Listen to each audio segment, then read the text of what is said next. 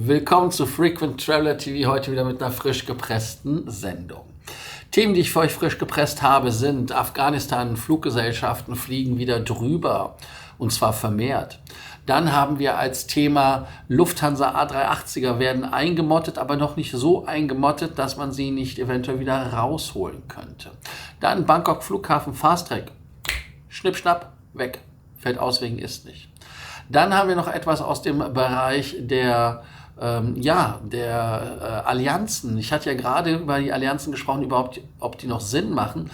Und jetzt hat man eine Partnerschaft zwischen Air New Zealand und Virgin Australia. Also da ist man auch nochmal über Allianzen hinweggegangen. Und wir haben, ich habe noch ein Thema, und zwar, genau, USA. Absurd. Deshalb fiel es mir nicht ein, weil es so absurd ist. Die USA haben endlich die illuminierten Zeichen insofern angepasst, die Regelung, dass es keine Ausnahmegenehmigung mehr braucht, um diese Rauchverbotszeichen zum Beispiel zu zeigen. Müssen wir mal darauf eingehen, ich erkläre es, es klingt im ersten Moment verwirrend, aber dafür müsst ihr am Ball bleiben und hart sein.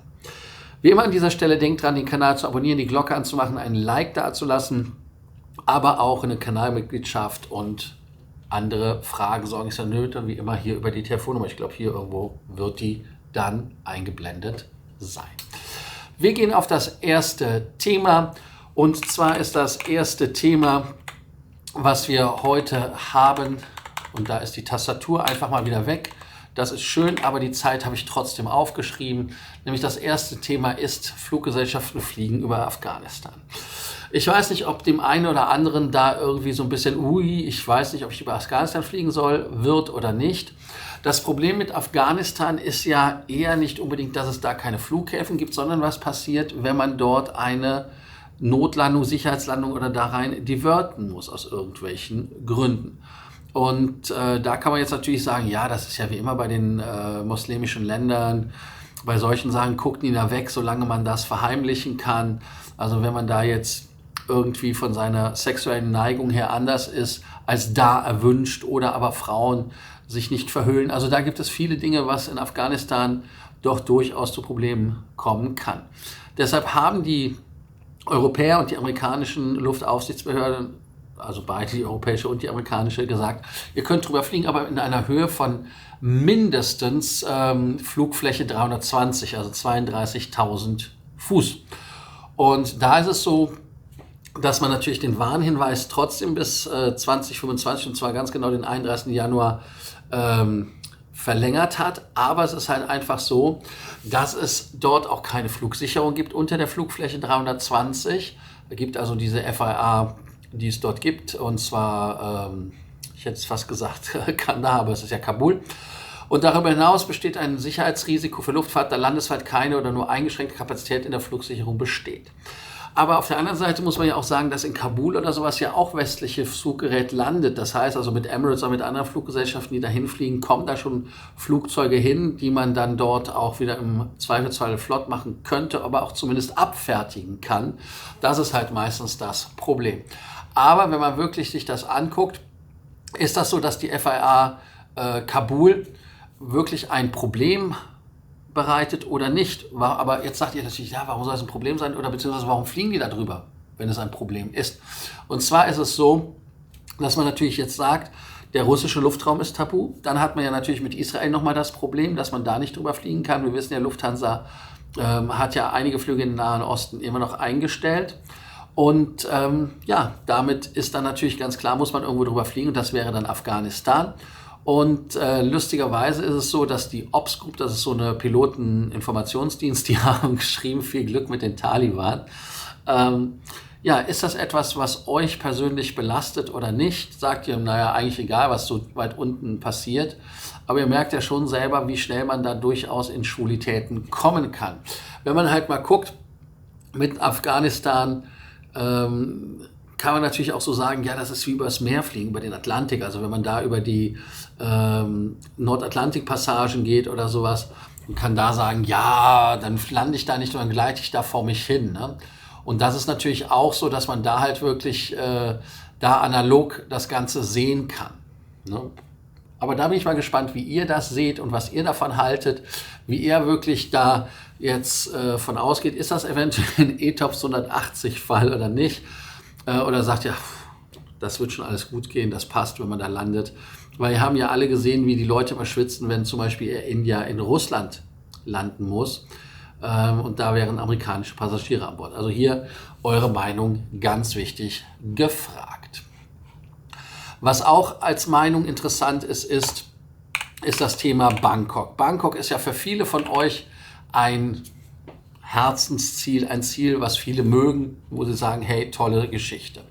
Und Bangkok, und ich erinnere mich da habe ich Zettel bekommen bei Emirates, entweder als Platinum, wenn ich Economy fliegen musste, oder wenn ich Business Class oder First geflogen bin sowieso, dass ich in die Fast Tracks reingekommen bin, bei Lufthansa ja auch. Aber jetzt ist es so, dass es halt nicht mehr diesen Channel gibt. Also den Channel gibt es noch, aber er ist nicht mehr für First- und Business-Class-Passagiere, die sich ja am Ende nur noch dadurch ausweisen mussten, dass sie halt hier ihre Bordkarte zeigten. Ist jetzt halt für ältere Passagiere gedacht, Leute, die da mit Rollstuhl unterwegs sind, also Wheelchair-Services haben und natürlich auch, wenn man schwanger ist. Das sind so die Ausnahmen, mit denen man da diese Fast-Track-Geschichte nutzen darf. Ansonsten muss man sich an die anstellen, wo alle dran sind.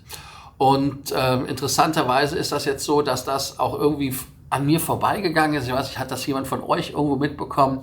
Habt ihr das irgendwie da in irgendeiner Art und Weise auf Kette gehabt oder ist das auch für euch jetzt eine neue News, dass es dieses nicht mehr gibt? Interessanterweise, woher ich das habe, ist aus einem Hon Circle Call, der gesagt hat, dass er von seiner PA abgeholt worden ist und dann leider da nicht mehr durchkam. Und das ist natürlich auch eine interessante Geschichte, wenn man das sich anschaut. Ist so ein Fast Track für euch bei der Immigration? Also wir reden jetzt nicht über die, wenn man rausgeht. Ne? Also das ist die, wenn man rein ins Land geht. Ist das etwas, was wir eigentlich bei allen Flughäfen haben sollten, so wie wir eine Fastlane haben, zum Beispiel, wenn wir durch die Sicherheitskontrolle gehen? Oder ist das jetzt etwas, wo ihr sagt, eigentlich nicht? Ich persönlich finde das eigentlich eine coole Geschichte, dass man so eine Fastlane zumindest zubuchen kann, wer es bezahlen möchte oder wer halt in der Buchungsklasse unterwegs ist, wo es diesen Service dann gibt. Hier könnt ihr auch nochmal schreiben, inwieweit für euch das eine interessante und wichtige Geschichte ist. Ob das jetzt spannend ist oder ob das eher sagt, ich stelle mich lieber die Stunden an. Ich möchte zum Beispiel in den USA gar nicht mehr diese Fastlane über Global Entry missen, weil die ist richtig, richtig geil. Also da muss man mal wirklich schauen, was da passiert. Und ihr könnt dann sagen, ob ihr da in irgendeiner Art und Weise eine Idee habt. Und ich bin mal gespannt, ob das jetzt wirklich so ist. Ob das jetzt wirklich für immer so ist oder ob das wieder so eine typische Thailand-Nummer ist. Ja, es ist weg, aber es kommt wieder. Aber das macht ja Thailand auch so liebenswürdig auf der einen oder anderen Seite, dass es halt alles jetzt nicht so geschmiert läuft. Hier könnt ihr nochmal kommentieren, könnt unten Bescheid sagen, was ihr dazu denkt und was ihr davon haltet. Ihr seid gefragt, wie immer. Wir gehen jetzt weiter auf das Thema A380 und das ist auch so ein Thema in meinen Gesprächen, wo ich sage, da habt ihr sehr viele Fragen und sehr viel Bedarf dran. Und zwar, wenn man halt anguckt, die Ziele, die die Lufthansa im Moment fliegt, das ist ja, glaube ich, von München, ist München, genau. Es ist von München aus Boston, Los Angeles, Washington, dann gibt es auch noch Delhi dazu. Aber da werden einige Ziele wirklich ratzifatzi weggemacht. Und zwar ganz einfach 350er ersetzt. Selbst Los Angeles wird mit 350er ersetzt. Und ich hatte es euch schon mal gesagt. Und es wird auch von der Frequenz sogar etwas runtergestellt. Jetzt muss man natürlich sagen, Bangkok ist ja auch angeflogen, bleibt auch angeflogen, weil Bangkok natürlich ein Ziel ist, was anscheinend dadurch, dass man dort mit der Thai zusammen die Codeshares hat, da genug Passagiere und Leute hat, die dahin wollen, weil gerade in Bangkok natürlich, wenn bei uns im Winter das Wetter speziell ist, dort natürlich die Sonne brennt und man auch eine schöne Zeit verbringen kann. Also da können wir nochmal schauen aus eurer Sicht heraus, was ihr davon haltet, was ihr dazu denkt mit den Zielen. Oder ist das einfach so, sagt, wenn die 380er nur noch so wenig eingesetzt werden, was passiert, wenn die mal kaputt gehen? Weil wir haben ja ab und zu mal kaputte. Da gibt es auch ein lustiges Wort von Carsten S. aus M. Und er sagte natürlich, im Winter betreibe ich lieber eine weniger effiziente, aber volle 340-300 zu einem besseren Yield. Eine 340-300 lässt sich einfacher füllen als ein 380er oder ein 350er auch. Natürlich, muss man der Ehrlichkeit halber sagen. Leider wird die Zeit nicht genutzt, um da neue Sitze einzubauen, die ja kommen sollen. Die Zeit wird dazu genutzt, einfach die Leute an der Maschine ein bisschen rumschrauben zu lassen vielleicht oder irgendwas, aber leider nichts für uns zu tun, was in irgendeiner Art und Weise das Erlebnis verbessert. Aber die Maschinen werden nichtsdestotrotz so bereit gehalten, dass sie nicht eingemottet werden, sondern im Zweifelsfall, falls was passiert, diese als Ersatzmaschinen benutzt werden können. Und damit ist es halt so, dass man mehr Maschinen auf Reserve haben möchte und das ist natürlich relativ cool. Man muss mal überlegen, wenn bei den Flugzeugen dann einer ausfällt, dann hast du ein echtes Problem. Ne? Also wenn du dann so einen vollen 380er hast, dann schickst du mal, wie viele 330er schickst du dann, eine 340, 300er, was war's? Dann hast du natürlich das Problem und das Dilemma. Also hier natürlich eine gute und eine schlechte Nachricht. Also nochmal ganz, ganz wichtig. Es wird nicht genutzt, um die neuen Sitze einzubauen. Schade eigentlich. Wenn ihr jetzt mal so gedanklich im Flugzeug sitzt und dann an den Himmel guckt und dann so guckt und denkt so, ich sehe Zeichen. Und zwar ist das Zeichen, Anschaltzeichen und das Nichtrauchenzeichen. Diese beiden Zeichen, ich weiß nicht, ob ihr sie noch wahrnehmt oder ob sie noch seht. Ich sehe sie, aber ich nehme sie nicht wahr. Also es ist jetzt nicht so, dass ich sage, Rauchen verboten oder ich muss mich anschnallen. Dieses Anschnallen, das ist für mich mit dem Ping verbunden. Und wie wir alle wissen, sollten wir ja immer angeschnallt bleiben. Rauchen ist ja seit 1995 bei der Lufthansa nicht mehr en vogue. Man hat es ja zuerst innerdeutsch eingestellt, dann hat man es ja auf die anderen amerikanischen Strecken auch eingeführt. Und in den USA ist es, glaube ich, auch verboten, schon seit 1990, am 25. Februar. In Deutschland war es übrigens Oktober 1995. Und trotzdem haben wir diese Zeichen noch. Und ich erinnere mich noch, wie bei den Fluggesellschaften, ich glaube, wie war das? Zuerst war das, dass der Rauchen erlaubt war, dann war das Rauchen, dass das nur noch in den Hintern rein war, aber trotzdem raus nach Ziggis. Und dann war es auf einmal komplett verboten. Und ich erinnere mich auch noch so ein bisschen dran, dass das so ein bisschen ein Thema war, wo die Leute traumatisiert waren. Jetzt darf ich nicht mehr rauchen. Kann ich mir vorstellen, wenn man halt starker Raucher ist, das ist halt, wenn man süchtig ist, das ist so. Also kann ich auch verstehen, dass das eine Beeinträchtigung ist. Aber wir haben immer noch diese Relikte. Und dann sagt ihr, Relikte? Wieso Relikte? Ja, Relikte. Und zwar, eine Zeit lang hatten wir noch in den Sitzen die Aschenbecher. Und ich habe immer mit denen gespielt, dass man die Asche rausgenommen hat. Die waren ja so federgelagert. Und das andere Thema, was ich habe, ist heute noch, sind die Ascher ja immer noch in der Toilettentür oder in der Toilette verbaut, dass die Leute, die, wenn sie rauchen, die zumindest, also das ist gedanklich dafür, dass es tut, weil das ist nicht erlaubt und ist auch gefährlich, dass ihr zumindest ordentlich entsorgen könnt. In den USA gab es ja Probleme, weil in den USA muss man im Cockpit mit einem Schalter diese Anzeigen an- und ausmachen können von den Zigaretten. Und deshalb hat die FAA ja United zum Beispiel Anfang des Jahres gegroundet mit ihren Airbus A321, die halt wie hier in Finnland oder aber auch im Baltikum üblich, wo die Autos das Licht einfach, wenn du einen Zündschlüssel umdrehst, geht direkt die Sonne vorne an, macht direkt Licht. Und genauso ist es beim Flugzeug. Wenn du da auf anmachst, im Prinzip, dann gehen die Dinge an, weil die permanent brennen. So. Aber in den USA war von der FAA die Regelung natürlich so, nee, das muss an- und ausgemacht werden können. Warum das so war, keine Ahnung, kein Plan. Also ich weiß nicht, was das Relikt da sollte. So, und jetzt ist es so, dass diese Leuchtzeichen oder diese illuminierten Anzeigen permanent illuminiert sein dürfen. Die Regelung wurde jetzt von den FAA-Verantwortlichen gekippt. Seit fast 30 Jahren hat man die FAA-Inkongruenz durch Ausnahmeregelungen gelöst. Und das ist natürlich klar, aber jetzt ist es so, dass man das komplett gelöst hat, weil man es jetzt so machen darf, dass es halt permanent leuchten. Interessant ist auch, ja, warum brauche ich die Verbotszeichen? Ich weiß nicht. Ich kann es euch ehrlicherweise nicht sagen. Ich glaube, dass jeder mittlerweile wissen sollte, Rauchen im Flugzeug nicht machen, böse. Und da könnt ihr jetzt auch nochmal unten schreiben und denken, was das der Grund sein könnte, warum man sagt, dass Rauchen verboten ist, obwohl das eigentlich mittlerweile ja bekannt sein sollte. Und dann natürlich auch die Frage des Tages dazu. nehmt ihr die beleuchteten Rauchverbotszeichen noch wahr? Das Einzige, was mir einfällt, ist, ich glaube, damals war das so, ich meine, ich habe Flugzeuge gesehen, da war gar kein Rauchverbotszeichen mehr drin, sondern da war dann das Telefonauszeichen da dran. War das bei Finge? Ich weiß es nicht. Das war mir aufgefallen, also insofern fällt mir das anscheinend nur auf, weil es anders war, aber ansonsten könnt ihr nochmal schreiben, was ihr dazu denkt und wie ihr dazu fühlt. Das wäre so meine Meinung. Wir haben jetzt noch ein Thema, was auch besprochen werden muss, und zwar: Machen Allianzen Sinn? Ja, irgendwie sieht man ja immer mehr Allianzen, die quasi keine Allianzen im klassischen Sinne sind. SkyTeam, Starlines und OneWorld, also jetzt ohne da jetzt die Allianzen in irgendeiner Art und Weise gewichten zu wollen.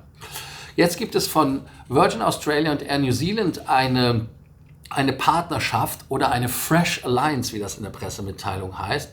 Und zwar möchte man da ein Trans-Tasman Partnership machen, also das heißt, es gilt nur für Australien logischerweise. Und bei diesem oh, geil, ne? Sonne. Kommt hier, wo kommt die Sonne her? Da. Spiegelverkehrt. Auf jeden Fall ist es so, dass man dort jetzt Velocity, Gold und Platinum mit Mitgliedern von dem Only Beyond Programm Access zu den Air New Zealand Lounges haben, wenn sie auf VA, also auf Virgin Australia gecodete Flüge haben, die aber von der Air New Zealand ausgeführt werden. Codeshare. Ist natürlich interessant, und der Regulator Endorsement reflects the strong consumer benefits of the partnership, will unlock including greater value, choice and loyalty rewards for travelers across Tasman. Also das heißt, dass hier die Regulierer sagen, ja, diese Partnerschaft, die macht sogar Sinn, weil damit das alles nochmal mehr gestärkt wird untereinander und der Wettbewerb eigentlich ja ausgehebelt wird. Aber auch hier wirklich interessant ist ja auch, es gibt ja zwischen Qantas, OneWorld, ja, gibt es ja auch eine Partnerschaft mit Air New Zealand. Das heißt also, wenn die nach Auckland fliegen und so weiter, dann gibt es da natürlich auch nochmal Möglichkeiten.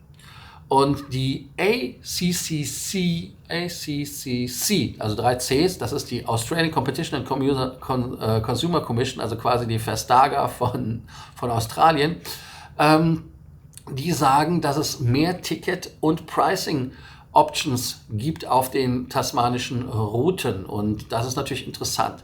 Ich bin mal gespannt, was damit passiert, denn Virgin fliegt ja im Moment zwischen Sydney, Melbourne, Brisbane und Queenstown, aber die sind nicht Part der Geschichte. Also das heißt, das ist ausgenommen. Also da hat man schon ein bisschen was rausgenommen, aber wo mein Augenmerk drauf geht, ist halt wirklich auf das Thema: Sind Allianzen immer noch sinnvoll? Machen sie Sinn? Oder ist es so, dass diese Allianzen einfach heutzutage nur noch Zierde sind und eigentlich von der Zeit einfach aufgefressen werden? Hiermit nicht mehr. Da seid ihr jetzt wirklich nochmal gefragt. Wir gehen jetzt mit den Fragen des Tages nochmal an den Start in der heutigen Sendung. Und da ist es ja so, dass die Frage des Tages so ist: Seht ihr noch diese illuminierten Zeichen im Flugzeug, oder nehmt ihr dieses Rauchverbotszeichen oder das Anschnallzeichen bewusst überhaupt noch wahr? Und das andere ist, was als Frage des Tages da noch ist: Habt ihr ein mulmiges Gefühl, wenn ihr über Afghanistan fliegt?